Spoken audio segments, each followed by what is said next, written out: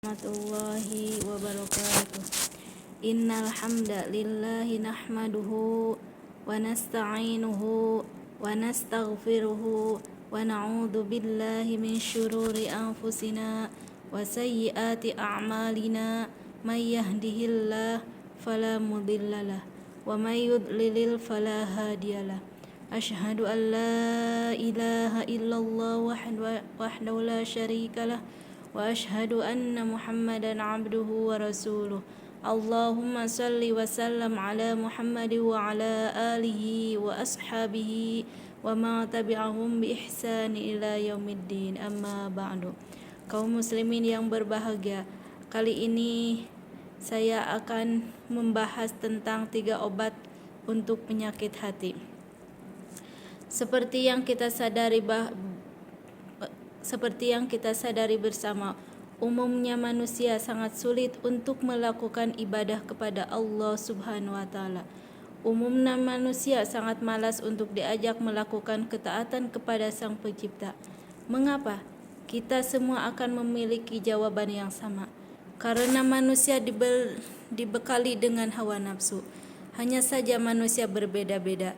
Ada yang hawa nafsunya lebih menguasai dirinya sehingga dia bergelimang dengan maksiat, namun dia tidak merasa bersalah. Ada yang hati nuraninya lebih mendominasi sehingga dia menjadi hamba yang taat. Kaum muslimin yang dimuliakan Allah, jika kita perhatikan, sejatinya iman Islam dalam ketaatan kepada Allah Subhanahu wa taala adalah sebuah kenikmatan. Terdapat banyak dalil yang menunjukkan bahwa ibadah bisa dirasakan kenikmatannya, di antaranya firman Allah ketika menceritakan salah satu kenikmatan yang Allah berikan kepada para sahabat.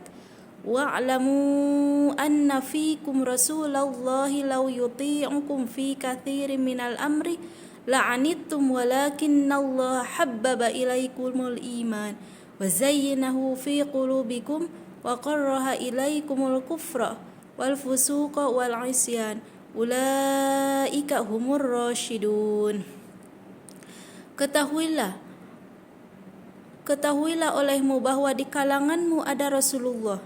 Kalau ia menuruti kemauan kalian dalam beberapa urusan-urusan, benar-benarlah kalian mendapat kesusahan. Tetapi Allah menjadikan kalian cinta kepada keimanan dan menjadikan keimanan itu indah di dalam hati kalian.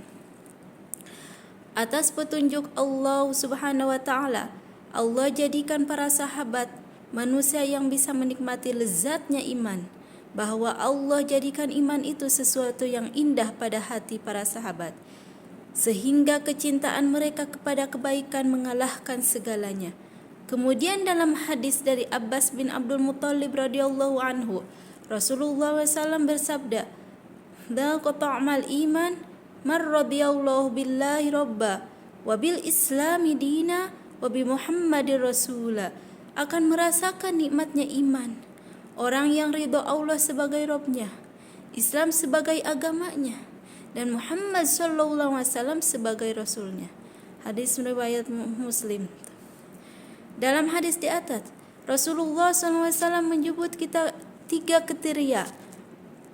Pertama, orang yang mentauhidkan Allah dengan sepenuhnya sebagai bukti dia ridho Allah sebagai Rabb-Nya.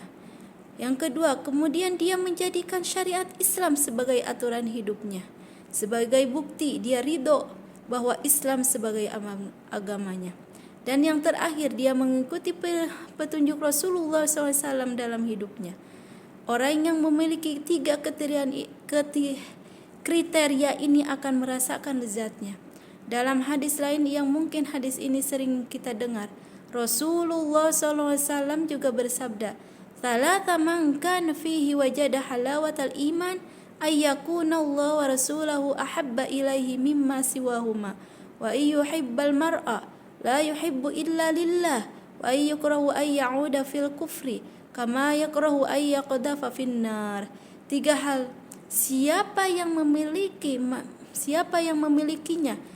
3 hal siapa yang memiliki maka dia akan merasakan lezatnya iman. Allah dan Rasul-Nya lebih dia cintai daripada selainnya. Dia mencintai seseorang hanya karena Allah, dan dia sangat benci untuk kepada kekufuran, sebagaimana dia benci untuk dilempar ke neraka. Hadis riwayat Bukhari al-Muslim. Semua dalil di atas menunjukkan betapa iman, Islam, dan segala keturunannya merupakan kenikmatan dan bisa dirasakan lezatnya. Hadirin jamaah yang kami hormati, yang menjadi tanda tanya kita mengapa banyak orang justru merasakan berat atau bahkan merasakan tersiksa ketika melakukan ketaatannya, termasuk saya pribadi. Bisa jadi bahwa termasuk kita seringkali masih menganggap ketaatan itu sesuatu yang sulit bagi kita. Lalu di manakah kenikmatan iman itu? Jamaah yang berbahagia, sejatinya kasus semacam ini juga dialami oleh fisik manusia. Seperti yang kita pahami, hampir semua orang mengalami sakit. Dia akan susah makan, dan semua terasa pahit selezat apapun jenis makanan yang diberikan. Orang sakit akan merasakannya sebagai sesuatu yang pahit. Soto pahit, sate pahit, bahkan stik pun pahit rasanya. Kenapa? Karena dia sedang sakit. Seperti itu pula orang yang sedang sakit hati dan mentalnya, selezat apapun nutrisi yang diberikan, dia akan merasakan pahit dan berusaha menolaknya. Dengan ini kita bisa menemukan jawaban mengapa banyak orang tidak merasakan nikmatnya iman. Karena kebanyakan manusia hati dan jiwanya sedang sakit.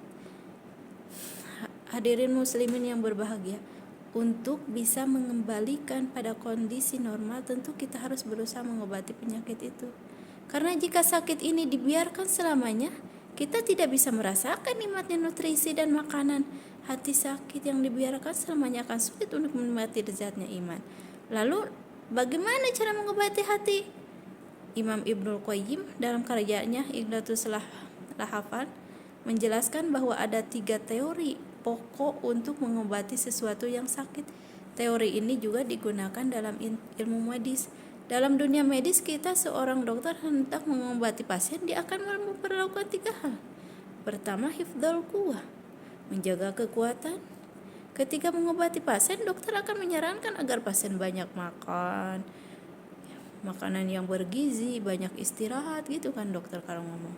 Tenangkan pikiran ya Bu, tenangkan pikiran ya Pak. Tidak lupa sang dokter juga memberikan multivitamin. Semua ini dilakukan dalam rangka menjaga kekuatan fisik pasien. Ibnu Qayyim menjelaskan orang yang sakit hati, salah satu upaya yang harus dia lakukan adalah menjaga kekuatan mentalnya dengan ilmu yang bermanfaat dan melakukan berbagai ketaatan. Hatinya harus dipaksa untuk mendengarkan nasihat dan ilmu yang harus bersumber dari Al-Quran dan Sunnah, serta fisiknya dipaksa untuk melakukan ibadah dan ketaatan, karena ilmu dan amal merupakan nutrisi bagi hati manusia. Rasulullah SAW dalam hadis riwayat Bukhari memisalkan ilmu sebagai hujan dan hati manusia sebagai tanah. Ilmunya sebagai hujan, hati manusia sebagai mana tanah, karena hati senantiasa butuh nutrisi berupa ilmu. Yang kedua, al-himayah anil mu'dhi, melindungi pasien dari munculnya penyakit yang baru atau sesuatu yang bisa memperparah sakitnya. Dalam mengobati pasien, tahapan yang lain yang dilakukan dokter adalah menyarankan pasien untuk menghindari berbagai pantangan sesuai jenis penyakit yang diderita pasien. Hal yang sama juga berlaku untuk penyakit hati, seperti yang dijelaskan Ibnu Qayyim. Orang yang sakit harus menghindari segala yang bisa memperparah penyakit dalam hatinya, yaitu dengan menjauhi semua perbuatan dosa dan maksiat. Dia menghindarkan dirinya dari segala bentuk penyimpangan, karena dosa dan maksiat adalah sumber penyakit bagi hati.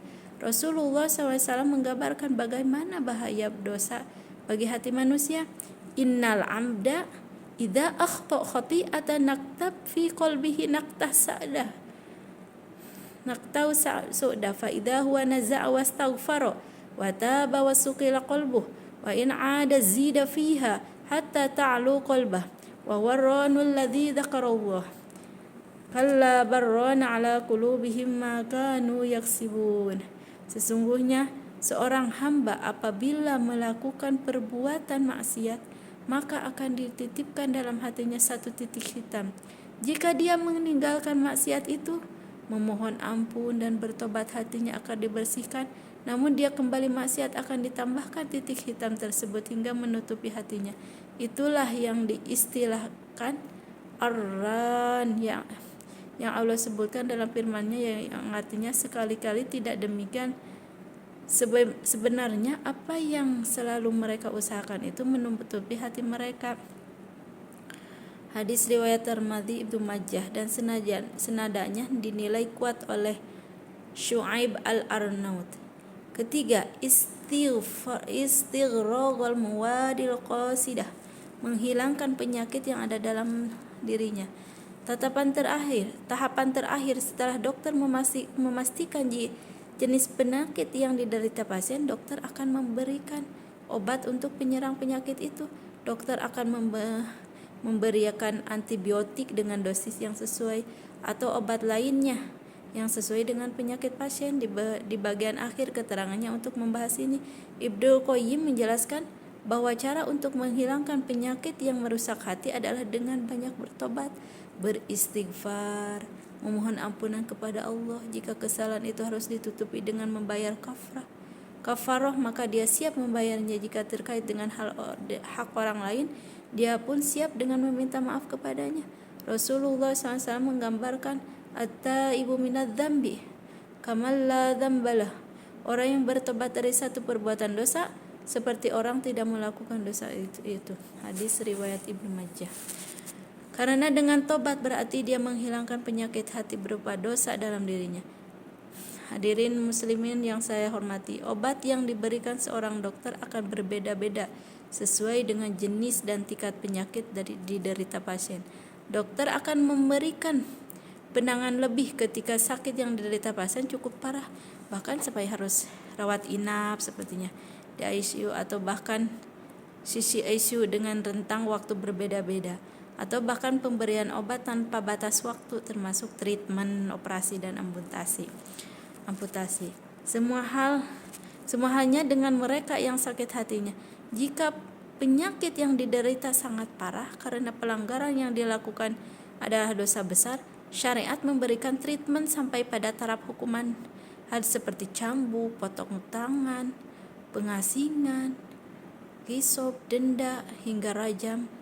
Sebagaimana Anda tidak dibenarkan untuk menuduh dokter kejam karena melakukan bedah operasi atau amputasi, Anda juga sangat tidak dibenarkan mengatakan Islam kejam karena memberikan hukuman kematian. Wallahu a'lam bishawab. Demikian pembahasan dari kami. Assalamualaikum warahmatullahi taala wabarakatuh.